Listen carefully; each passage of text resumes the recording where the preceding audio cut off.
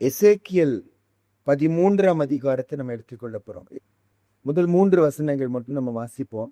கர்த்தருடைய வார்த்தை எனக்கு உண்டாகி அவர், மனுபுத்திரனே, தீர்க்க தரிசனம் சொல்லுகிற இஸ்ரவேலின் தீர்க்கதரிசிகளுக்கு விரோதமாக நீ தீர்க்க தரிசனம் உரைத்து, தங்கள் இருதயத்தில் இருக்கிறதையே எடுத்து தீர்க்க தரிசனம் சொல்லுகிறவர்களோடு நீ சொல்ல வேண்டியது என்னவென்றால், கர்த்தருடைய வார்த்தையை கேளுங்கள்.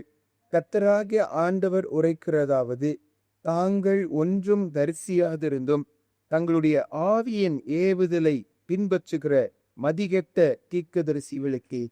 நம்ம ஒரு சில நாட்களுக்கு முன்னால எரேமியா தீர்க்கதரிசியின் புஸ்தகத்துல கள்ள தீர்க்கதரிசிகளுடைய ஒரு சில குணாதிசயங்களை ஆண்டவர் அவங்கள நம்ம எப்படி ஐடென்டிஃபை பண்ண முடியும், அல்லது ஒரு தேவனுடைய தீர்க்கதரிசி எப்படி இருக்கணும் என்று சொல்லி நம்ம ஒரு சில காரியங்களை கடைசியா நம்ம தியானித்தோம்.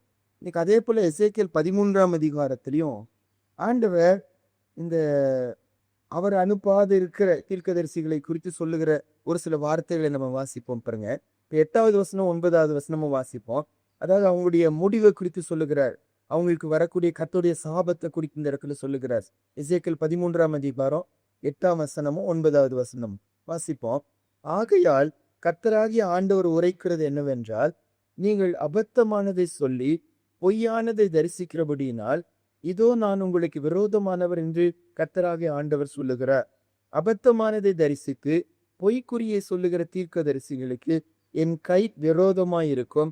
அவர்கள் என் ஜனத்தின் சங்கத்தில் இருப்பதும் இல்லை, இஸ்ரவேல் வம்சத்தாரின் அட்டவணையில் எழுதப்படுவதும் இல்லை, இஸ்ரவேல் தேசத்துக்குள் பிரவேசிப்பதும் இல்லை. அப்பொழுது நான் கர்த்தராகிய ஆண்டவர் என்று அறிந்து கொள்வீர்கள்.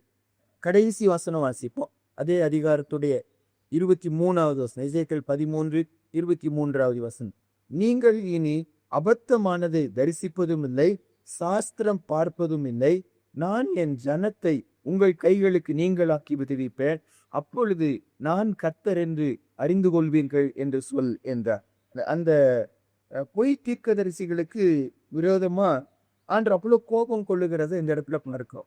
நீங்க என் ஜனத்துக்குள் வருகிறது இல்லை, உங்க கையில் என் ஜனத்தை நான் விடுதலை ஆக்குகிறேன், உங்க பேர் அட்டவணை எழுதப்படுகிறது இல்லை, இஸ்ரவேல் சந்ததிகளுக்குள்ள நீங்க இருக்கிறது இல்லை. அந்த அளவு ஆண்டவர் கோபமா இந்த தீர்க்கதரிசிக்கு விரோதமா ஆண்டவர் பேசுகிறத பார்க்கிறோம். பாருங்க, ஏன் ஆண்டவர் இப்படி சொல்லுகிறாருன்னா, ஒரு ஒரு ஒரு வசனத்தை சொல்லுகிற ஒருவர் அவங்களுடைய பொய் வார்த்தையினால அநேகர் கண்டிப்பா என்ன செய்வாங்க, இடறி போவாங்க. வசனம் சொல்லுது, மெய்ப்பனை நான் வெட்டுவேன், ஆடுகள் சிதறடிக்கப்படும். பைபிள் சொல்லு. ஒரு ஆடு சிதறடிக்கப்படுவதற்கும் ஒரு ஆடு தவறாய் நடத்தப்படுவதற்கும் ஒரு மெய்ப்பெண் தவறாய் நடத்தப்படுவதற்கு ரொம்ப வித்தியாசம் உண்டு. அந்த ஒரு ஆடு தவறாய் நடத்தப்படும் போது அதுக்கு மட்டும்தான் அந்த பாதிப்பு. ஆனா ஒரு மெய்ப்பெண் தவறாய் நடத்தப்படும் போது அந்த மெய்ப்பெண்ணை ஃபாலோ பண்ணுகிற ஆடுகள் எல்லாம் என்ன செய்யுது, தவறாய் போய் விடுகிறது. அப்போ நம்முடைய பொறுப்பு ரொம்ப இருக்கு. ஊழியர் செய்கிறவர்களுக்காக, மற்றவர்களுக்கு சுவிசேஷம் சொல்லுகிற ஜனங்களுக்காக, மற்றவங்களுக்கு வார்த்தையை சொல்லுகிறவர்களுக்காக ஜெபிக்க வேண்டிய பொறுப்பு ரொம்ப நம்ம மேல இருக்கு. ஆனா சாத்தான் அவர்களை திசை திருப்பிட்டா அவங்க பின்னால் இருக்கிற அவங்க ஃபாலோ பண்ணக்கூடிய அவங்கள ஒரு முக்கிய ஸ்தானத்துல வைக்கிற நிறைய பேர் இருப்பாங்க. அவங்கள பார்த்து என்ன செய்யறாங்க, வித்தியாசமா போகிறத பார்த்து எத்தனை இடங்கள் இல்லைங்க. எவ்வளவுதான் வசனத்தை சொன்னாலும் அவங்க என்ன சொல்லி சொல்லுவாங்கன்னா, எங்க சபையில இப்படி எல்லாம் சொல்லலைங்க, எங்க ஊழியக்காரங்க இப்படிதாங்க சொல்றாங்க. வசனமே சொன்னாலும் அந்த ஊழியக்காரன் சொல்லுகிற வார்த்தை அவ்வளவு முக்கியமா இருக்கிறது நிறைய இடங்களில நம்ம பார்க்கிறோம். திசை கெட்டு போகிறத பார்க்கணும். சின்ன பிள்ளைங்களை கூட நம்ம பார்க்க முடியும். எவ்வளவுதான் நம்ம பிள்ளைகளுக்கு கற்றுக் கொடுத்தாலும் அவங்க டீச்சர் சொல்றது அவங்களுக்கு என்னவா இருக்கும், பெருசா இருக்கும். எங்க டீச்சர் இப்படிதான் சொன்னாங்க, எங்க டீச்சர் இதுதான் சொன்னாங்க, இப்படி உச்சரிக்க கூடாது, இந்த கிராமர் தப்பு, இந்த மாதிரி சொல்லக்கூடாதுன்னு சொன்னா, இல்ல எங்க டீச்சர் இப்படிதான் சொல்லி கொடுத்தாங்கன்னு சொல்லி சொல்லுவாங்க. இது ஒரு இயல்பு, மனிதனுடைய ஒரு நேச்சர். அப்போ அந்த டீச்சர் ஸ்தானத்துல இருக்கிற ஒரு தேவனுடைய பிள்ளை எவ்வளவு எச்சரிக்கையா இருக்கணும். இப்ப இந்த பகுதியில அவர்களுடைய குறைகளை கர்த்தர் முன்னால் வைக்கிறார். ஏன் சொல்லுகிறாரு, குற்றப்படுத்துவதற்காகல, நம்ம அப்படி இருக்கிறோமான்னு ஆராய்ந்து பார்த்து நாம மனம் திரும்பணும். அப்பேற்பட்ட மக்களுக்காக என்ன நம்ம ஜெபிக்கிறவங்களா இருக்கணும். அதுதான் நம்முடைய பார், ஆணுடைய பார். எசேக்கியேல் கர்த்தருடைய பிள்ளைகளுக்கு கொடுக்கப்படுகிற பல பெயர்ல ஒரு பெயர் நம்ம காவலாளிகள் அப்படின்னு வசனம் சொல்லு. ஆணுடைய பிள்ளைங்க காரியங்களை முன்பே கண்டு அவர்களுக்காக ஜெபிக்கிறவர்களா தேவ பிள்ளைங்க இருக்கணும். அதுதான் நம்ம ஆண்டவர் எதிர்பார்க்கிறார் என்று சொல்லி வசனத்துல வாசிக்கும். இந்த பகுதியில சொல்லப்பட்ட ஒரு சில காரியங்களை நீ காலையில பார்க்க போகிறோம் பாருங்க. ஆக்சுவலி 7 வார்ப்புகளை நீ காலையில தியானிக்க போகிறோம். ஒரு தீர்க்கதரிசி எப்படி இருக்கக்கூடாது, எப்படி இருக்கணும் என்று சொல்லி சொல்லப்பட்ட வார்த்தைகளை நம்ம பார்க்க போகிறோம். எசேக்கியேல் 13ஆம் அதிகாரம் 2வது வசனத்தை நம்ம வாசிச்சோம். மறுபடியும் ஒரு விஷயம் வாசிப்போம். எசேக்கியேல் 13ஆம் அதிகாரம் 2ஆம் வசனம் வாசிப்போம். மனுபுத்திரனே, தீர்க்க தரிசனம் சொல்லுகிற இஸ்ரவேலின் தீர்க்க தரிசிக்கு விரோதமாக நீ தீர்க்க தரிசனம் உரைத்து தங்கள் இருதயத்தில் இருக்கிறதையே எடுத்து தீர்க்க தரிசனம் சொல்லுகிறவர்களோடு நீ சொல்ல வேண்டியது என்னவென்றால், கர்த்தருடைய வார்த்தையை கேளுங்கள். அந்த தீர்க்கதரிசியை குறித்து ஆண்டவர் சொல்லுகிற ஒரு குணாதிசயம் என்ன? அவர்கள் தங்கள் இருதயத்தில் இருக்கிறதையே எடுத்து தீர்க்க தரிசனம் சொல்லுகிறார்கள். தங்கள் இருதயத்தில் இருக்கிறதையே எடுத்து என்ன செய்யறாங்க? தீர்க்க தரிசனமா சொல்லுகிறாங்க. 17வது வசனத்திலையும் இதே வார்த்தை தான் வாசிப்போம். சரி, வாசிப்போம். 17வது வசனம் பாருங்க. அதுலயே எசேக்கியேல் 13:17, மனுபுத்திரனே, தங்கள் இருதயத்தில் இருக்கிறதையே எடுத்து தீர்க்க தரிசனம் சொல்லுகிற உன் ஜனத்தின் குமாரத்திகளுக்கு எதிராக உன் முகத்தை திருப்பி அவர்களுக்கு விரோதமாக தீர்க்க தரிசனம் உரைத்து சொல்ல வேண்டியது என்னவென்றால், தங்கள் இருதயத்தில் இருக்கிறதை எடுத்து என்ன செய்யறாங்க? சொல்லுகிறாங்க. மோசேயுடைய ஒரு கான்ட்ராஸ்டான ஒரு சாட்சி பாருங்க. என்னாகம புஸ்தகம் 16ஆம் அதிகாரம் 28வது வசனம். என்னாகமம் 16ஆம் அதிகாரம் 28வது வசனம். நம்பர்ஸ் 16:28. பழைய ஏற்பாடுல 192வது பக்கம். பழைய ஏற்பாடுல 192வது பக்கம். என்னாகமம் 16ஆம் அதிகாரம் 28வது வசனம் வாசிப்போம். அப்பொழுது மோசே, இந்த கிரியைகளை எல்லாம் செய்கிறதற்கு கர்த்தர் என்னை அனுப்பினார் என்றும் அவைகளை நான் என் மனதின்படியே செய்யவில்லை என்றும் நீங்கள் எதினால் அறிவீர்கள் என்றார். இந்த இடத்துல அந்த தாத்தான், அபிராம், அவங்கெல்லாம் கோராகு, அவங்கெல்லாம் என்ன செய்யறாங்க? மோசேக்கு விரோதமா முறுமுறுக்கிறாங்க. நீங்க தான் தீர்க்கதரிசிகளா? நீங்க தான் தேவனுடைய பிள்ளைகளா?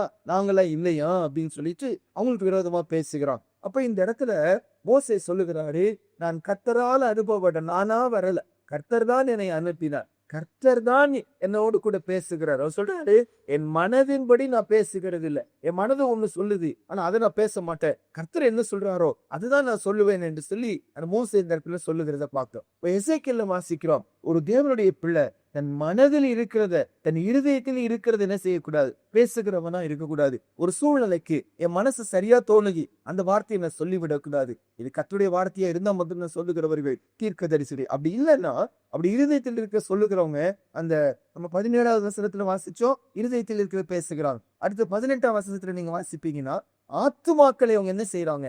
கொள்ளையாடுகிறாங்கன்னு வாசியம். ஆண்டவருக்காக ஆத்துமாக்களை ஆதாயப்படுத்த வேண்டிய ஒரு தீர்க்கதரிசி அந்த ஆத்துமாக்களை கெட்டு போவதற்கு, கொள்ளையாவதற்கு, கொள்ளையடிக்கிறவன் பிசாசு. அப்ப பிசாசு கையில ஒப்பு கொடுக்கறதுக்கு எதுவா என்னுடைய வார்த்தை மாறி விடுகிறது. கர்த்தர் ஒண்ணு சொல்லுகிறாரு, ஆனா அதை சொல்லாம என் மனசுக்கு பிடிச்சத, என் மனசுல இருக்கிறது நான் சொல்லுவேன். என்னன்னா, அந்த ஆத்துமாக்கள் கொள்ளையடிக்கப்படுவாங்க. வேதத்துல வாசிக்கிறோம். 1. 2வது எசேக்கியேல் 13ஆம் அதிகாரம் 3வது வசனத்துல இன்னொரு வார்த்தையை வாசிக்கிறோம் பாருங்க. கர்த்தராகிய ஆண்டவர் உரைக்கிறதாவது, தாங்கள் ஒன்றும் தரிசியாதிருந்தும் தங்களுடைய ஆவியின் ஏவுதலை பின்பற்றுகிற மதிகெட்ட தீர்க்கதரிசிகளுக்கு ஐயோ. தங்கள் ஆவியின் ஏவுதலை பின்பற்றுகிற மதிகெட்ட தீர்க்கதரிசி. அப்போ இந்த இடத்துல ஆண்டவர் எதிர்பார்க்கிறதுன்னு, ஒரு தேவ பிள்ளை தேவ ஆவியினால என்ன செய்யணும்? நடத்தப்படணும்.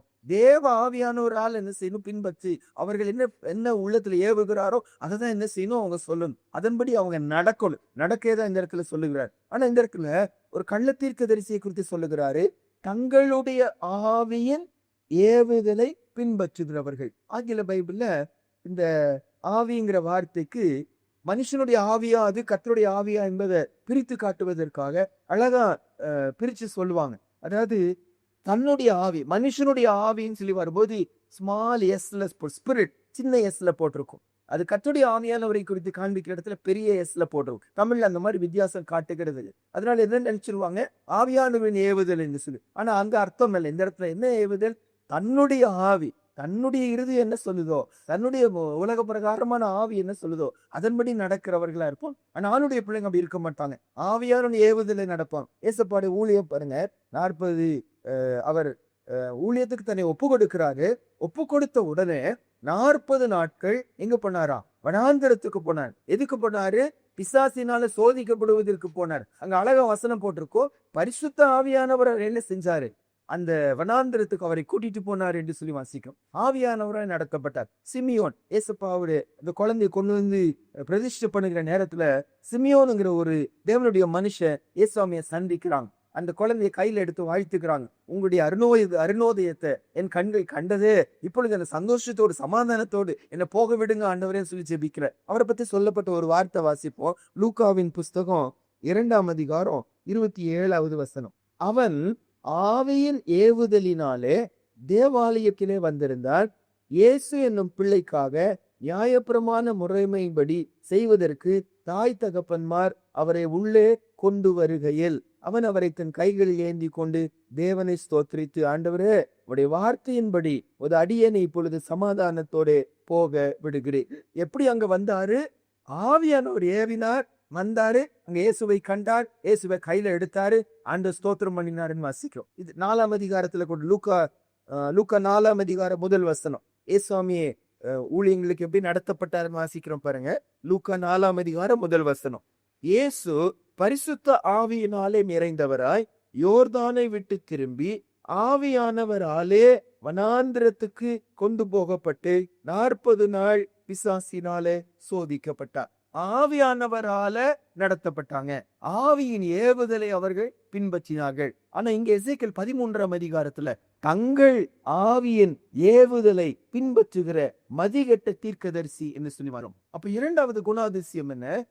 ஆவியானவரால நடத்தப்படாம தங்கள் ஆவியினால நடத்தப்படுகிற மனுஷர்கள் கர்த்தருடைய பார்வையில போய் தீர்க்கதரிசிகள் வாசிக்கும். இப்ப நம்ம ஜெபம் பண்ணு ஆண்டவர்ட்ட, ஆண்டவரே எங்களை நடத்துவது ஆவியானவரா இருக்கணும், எங்களை நாங்க பின்பற்றுவது ஆவியின் ஏவுதல இருக்கணும், உம்முடைய ஆவியின் ஏவுதல இருக்கணும். எங்க ஆவிக்கு சரி போனபடி நாங்க நடந்து விடக்கூடாது, மனுஷனுடைய ஆவி கேட்டபடி நாங்க நடந்து விடக்கூடாது ஏசப்பா. 3வதாக எசேக்கியேல் 13ஆம் அதிகாரத்துக்கு வாங்க. 6ஆம் வசனமும் 7வது வசனமும் வாசிப்போம். கர்த்தர் தங்களை அனுப்பாதிருந்தோம், கர்த்தர் உரைத்தார் என்று சொல்லி அவர்கள் அபத்தத்தையும் பொய்க்குறியையும் தரிசித்து காரியத்தை நிர்வாகம் பண்ணலாம் என்று நம்பிக்கையாயிருக்கிறார்கள்.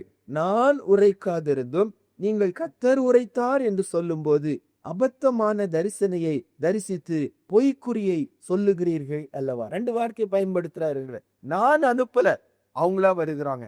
நான் உரைக்கல, அவங்களா என்ன செய்யறாங்க, பேசுகிறாங்க. அப்போ ஒரு ஆண்டுடைய பிள்ளைட்ட ஆண்டவர் எதிர்பார்க்கிறது என்ன? அவர் அனுப்பாம ஒரு இடத்துக்கு என்ன செய்யக்கூடாது, போகக்கூடாது. இந்த ரோமர் 10ஆம் அதிகாரத்துலங்க எப்ப ரட்சிப்பு உண்டாகும்னு சொல்லி சொல்லும் போது ஜனங்க கர்த்தருடைய வார்த்தைய விசுவாசிக்கும். அதாவது இயேசு கிறிஸ்துவை தொழுது கொள்கிற எவனும் ரட்சிக்கப்படுவான். ஆனா எப்ப தொழுது கொள்வாங்க? அந்த இயேசுவை விசுவாசிக்கும் போது மட்டும்தான். எப்ப இயேசுவை விசுவாசிப்பாங்க? அவங்க வசனத்தை என்ன செய்யணும், கேட்கணும். வசனத்தை கேட்கணும்னா யாராவது ஒருத்தர் என்ன செய்யணும், பிரசங்கம் பண்ணணும். பிரசங்கம் பண்ணணும்னா ஆண்டவர் அவர்களை என்ன செய்யணும், அனுப்பணும். ஆண்டவரை அனுப்பி பிரசங்கம் பண்ணும் போது ஜனங்க வசனத்தை கேட்கிறாங்க, விசுவாசம் பெற்றுக் கொள்ளுகிறாங்க, கர்த்தரை தொழுது கொள்ளுகிறாங்க, ரட்சிக்கப்படுகிறாங்க. ஆனா கர்த்தரால அனுப்பப்படாம தாங்களா ஒரு காரியத்தை செய்யும்போது அது முடிவு ரட்சிப்பா இருக்க அவசியமே, அது ரட்சிப்பா இருக்கவே இருக்காது. அதான் இந்த இருக்க ஆண்டவர் வேதனையே சொல்றாரு, நான் அவர்களை அனுப்பவில்லை, நான் உரைக்கவில்லை, தாங்களா போறாங்க, தாங்களா பேசுறாங்க, நான் சொன்னது போல சொல்லுகிறாங்க, அவர்களுக்கு நான் விரோதி என்று சொல்லி ஆண்டவர் சொல்லுகிறார். அப்ப நம்ம ஜெபிக்க வேண்டியது என்ன?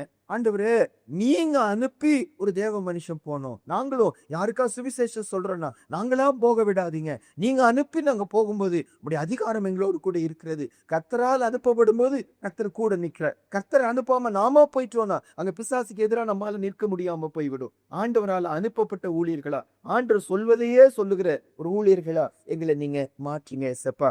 4வதாக எசேக்கியேல் 13ஆம் அதிகாரம் 5வது வசனம் வாசிப்போம். நீங்கள் கர்த்தருடைய நாளிலே யுத்தத்தில் நிலை நிற்கும்படிக்கு திறப்புகளில் ஏறினதும் இல்லை, இஸ்ரவேல் வம்சத்தாருக்காக சுவரை அடைத்ததும் இல்லை. இங்க 4வதாக ஒரு தீர்க்கதரிசித்தை குறித்து ஆண்டு வேதனையா சொல்றாரு.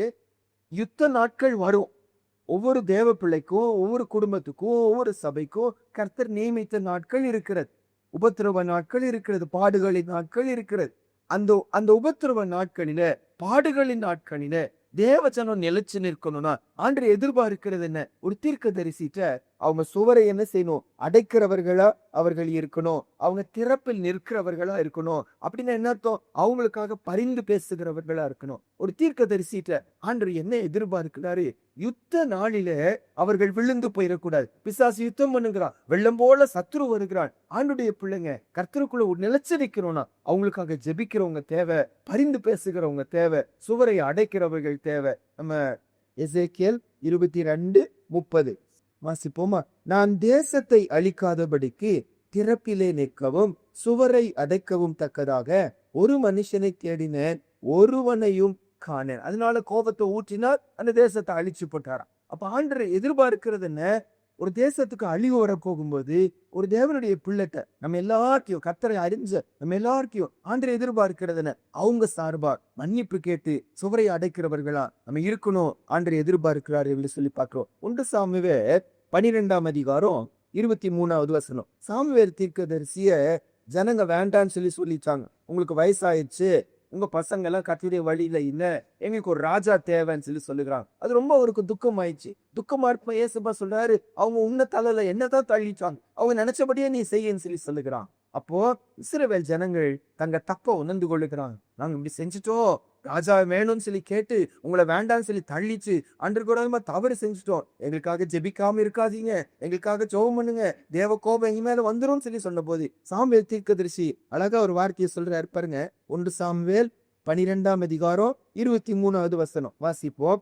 நானும் உங்களுக்காக விண்ணப்பம் செய்யாதிருப்பேன் ஆகில் கர்த்தருக்கு விரோதமாக பாவம் செய்கிறவனாய் இருப்பேன், அது எனக்கு தூரமாய் இருப்பதாக நன்மையும் செவ்வையுமான வழியை நான் உங்களுக்கு போதிப்பேன். இவர் தான் வேண்டாம் தள்ளுகிறாங்க. இவருடைய இடத்துல சவுல் ராஜாவா வைக்கிறாங்க. அவனுடைய கோபம் வருகிறது. ஆனா சாமுவேல் சொல்லுகிறாரு, நான் உங்கள் சார்பா திறப்பில நிற்கிறேனா, சுவரை அடைக்கவில்லைனா, விண்ணப்பம் பண்ணலனா, நான் பாவம் செய்தவனா இருக்கேன். இப்ப சாமுவேல் தீர்க்கதரிசி பொறுத்தளவு எது பாவம் என்று கேட்டா, ஜனங்கள் அழிக்கப்படும் போது நான் மௌனமா இருந்து கொண்டா, நான் ஜெபிக்காம இருந்துட்டா அது பாவம் வாசிக்கும். அதனால ஏசப்பா அந்த இடத்துல சொல்றாரு, இந்த கள்ள தீர்க்கதரிசியை பார்த்து சொல்றாரு, நீங்க சுவரை அடைக்கவில்லை, நீங்க ஏறவில்லை, நீங்க அந்த ஜனங்களுக்காக நீங்க ஜெபிக்கவில்லை, உங்க மேல இது குற்றமாய் இருக்கிறது ஆண்டவர் சொல்லுகிறத வாசிக்கிறோம். எசேக்கியேல் 13 மறுபடியும் வருவோம். அவர்கள் திறப்புகளில் ஏறவில்லை, அவர்கள் சுவரை அடைக்கவில்லை ஆண்டவர் வேதனையை சொல்லுகிறார். அடுத்தது எசேக்கியேல் 13:10 வாசிப்போம் பாருங்க.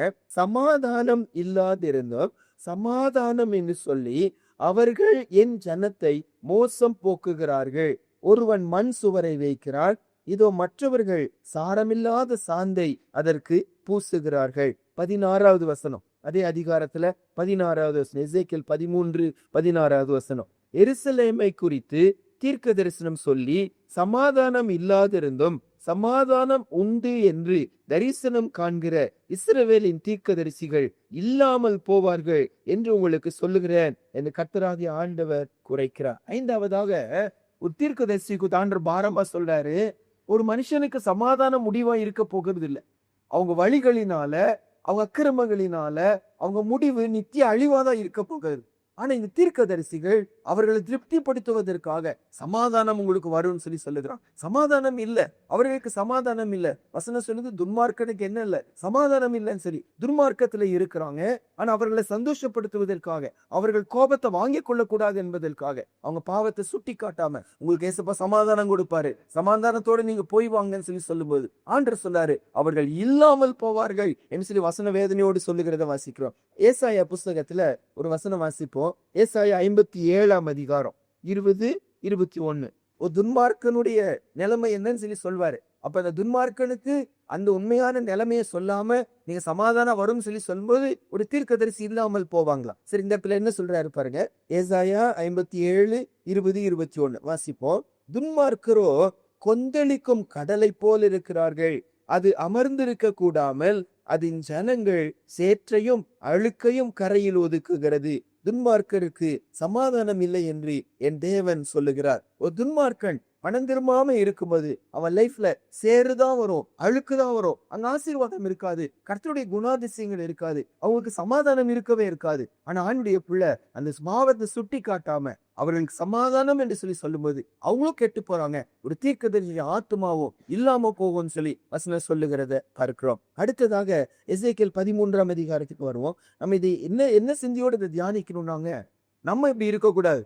ஆண்டவர் நம்மள கர்த்தருடைய வார்த்தையை மற்றவங்க சொல்லுகிறவர்களா பயன்படுத்தும் போது ஏதோ ஒரு சூழ்நிலை யாரோ தேவையோடு கூட இருக்கிறாங்க, அவங்களுக்கு கர்த்தர் நம்மை அனுப்புகிற நீங்க போன்னு சொல்லி சொல்லுகிறாங்க. அப்பேற்பட்ட அவரால் அனுப்பப்பட்டவர்களா நம்ம இருக்கும்போது இந்த மாதிரி வாழ்க்கை நமக்கு இருக்கக்கூடாது. நம்ம வாழ்க்கை சரியாக்கணும். எல்லா ஊழியர்களுக்காக, உலகம் எங்க இருக்க எல்லா போதகர்களுக்காக நம்ம இந்த வார்த்தையை சொல்லி, ஆண்டவரே இப்படி இல்லாமல் இருக்க உதவி செய்யுங்க.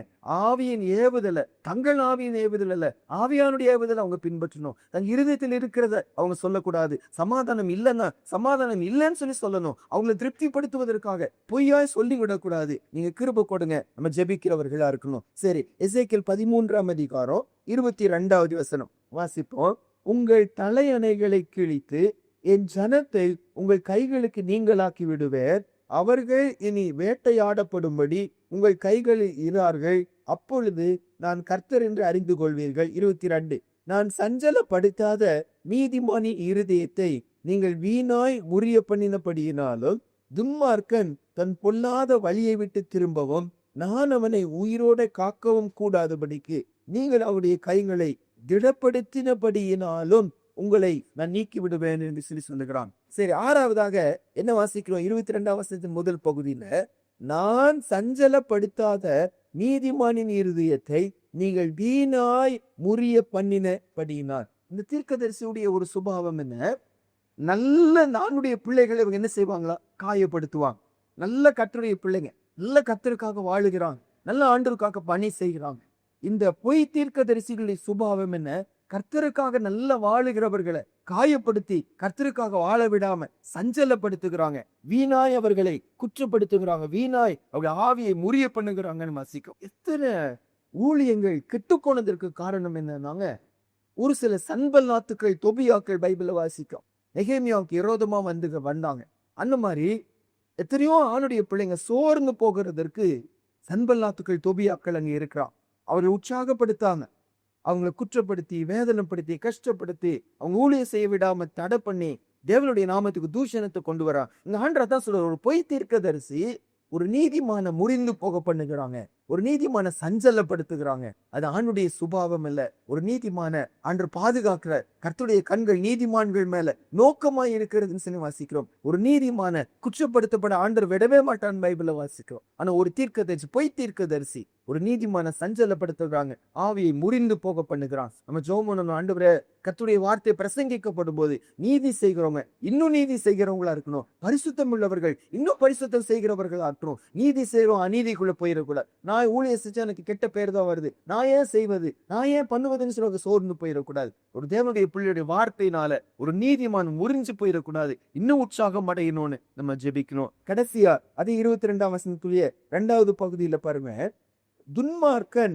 தன் பொல்லாத வழியை இட்டு திரும்பவும் நான் அவனை உயிரோட காக்கவும் கூடாதபடி நீங்கள் அவனுடைய கைகளை திடப்படுத்தினபடியினால். அன்று பாரமா சொன்னாரு. ஒரு கர்த்தருடைய பிள்ளை வார்த்தை சொல்லும்போது அந்த வார்த்தை ஒரு துன்மார்க்கனை மனம் திரும்ப பண்ணணுமா.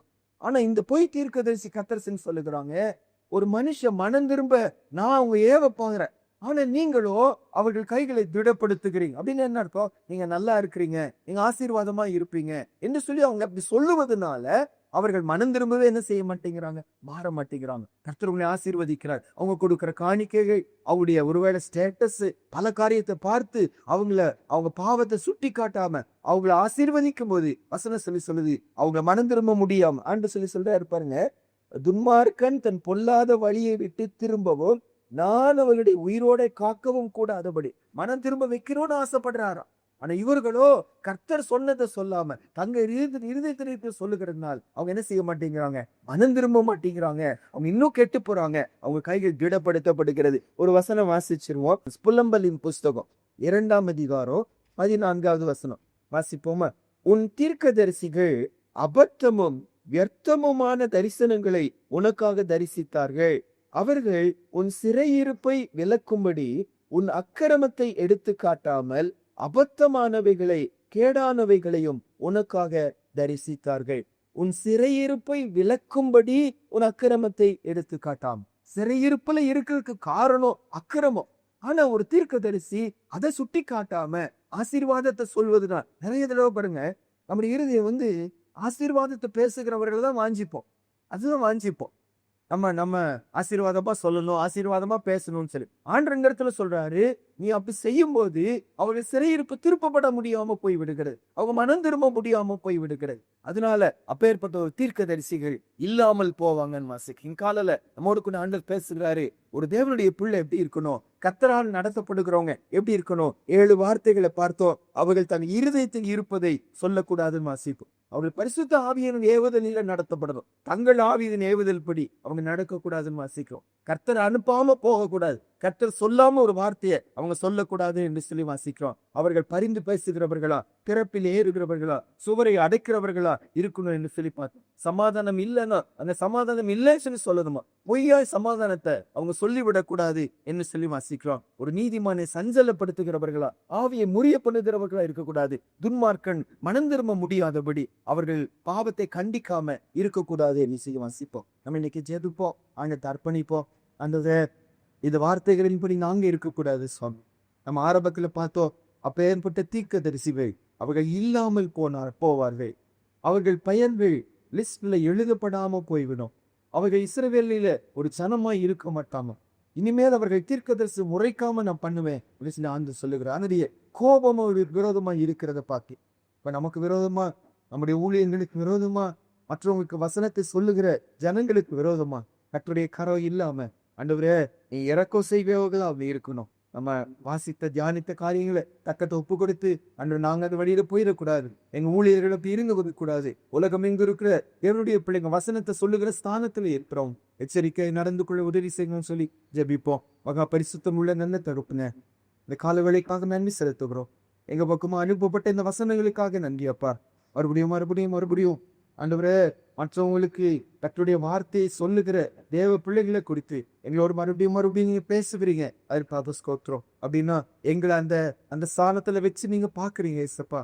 நாங்க மற்றவங்க போட்டு வார்த்தை சொல்லுகிறவர்களா இருக்கணும். உங்க கூட கேட்டு ஆண்டவரே நீங்க சொல்லுகிறவில்லை, உங்களால அனுப்பப்பட்டு ஆண்டவரே அக்கிரமம் இருந்துச்சுன்னா அக்கிரமத்தை சுட்டி காட்டுகிறவர்களா, சமாதானம் இல்லாம இருந்தா சமாதானம் இல்லைன்னு சொல்லி உண்மையா சொல்லுகிறவர்களா, நீதிமானை சஞ்சலப்படுத்தாதவர்களா, தங்கள் இருதயத்தில் இருக்கிறத பேசாம ஆவியானவரால் ஏவப்பட்டவர்களா இருக்கணும்னு சொல்லி இன்னைக்கு எங்களோடு பேசுனீங்க. எங்க மேல நம்பிக்கை வைத்தீங்க. என்னுடைய அழைப்பு ரொம்ப மேன்மையானதப்பா. புரிந்து கொண்டவர்களா வருகிற நாட்களில் எங்க அழைப்புக்கு தகுதியா நாங்க நடக்க உதவி செய்யுங்க. அது கூட இந்த பகுதியில் நாங்க பார்க்கபடி நீங்க வெறுக்கிற அந்த பொய் தீர்க்கதரிசிகளை போல இல்லாம உங்களை சந்தோஷப்படுத்துகிற உங்க இருதயத்தில் இருக்கிறது சொல்லுகிறவர்களா, உங்களுடைய ஆவி ஏவலினால் நடத்தப்படுகிறவர்களா, ஆண்டவரே கிரப்பில நிற்கிறவர்களா, சுவரை அடைக்கிறவர்களா, எங்களை எல்லாரையும் நீங்க மாற்றுங்க. ஒவ்வொரு தேவ பிள்ளையும் நீ மாற்றுங்க. ஊழியர்களாய் உலகம் எங்கும் இருக்கிற எல்லா தேவ பிள்ளைகளை இந்த வசனத்தின் முடிந்து இந்த நடக்க முடியாது நாங்கள் ஜெபிக்கிறோம். எங்களோடு பேசின ஆண்டவர் எல்லாரோடு பேசுங்க. வசனத்தினால ஆவியானவரால தேவனுடைய மகிமைக்காக வாழுகிறவர்களா தீர்க்கதரிசிகளை நீங்க மாற்றபடியா நாங்கள் ஜெபிக்கிறோம். நாளுக்குள்ள போறோம் ஏசப்பா. இந்த மாதிரி சூழ்நிலைக்கு வரும்போது நாங்க மாம்சமா எதையுமே பேசிடாம, கர்த்தரை அனுப்பாம ஒண்ணுமே நாங்க செஞ்சிடாம, கர்த்தரால நடத்தப்படுகிற ஊழியர்களா இன்னைக்கு எங்களை வைக்கும்படியா ஜெபிக்கிறோம். துதிகர மட்டுமே உமக்கு செலுத்துகிறோம். இயேசுவின் மூலம் ஜெபிக்கிறோம் நல்ல பிதாவே. ஆமென்.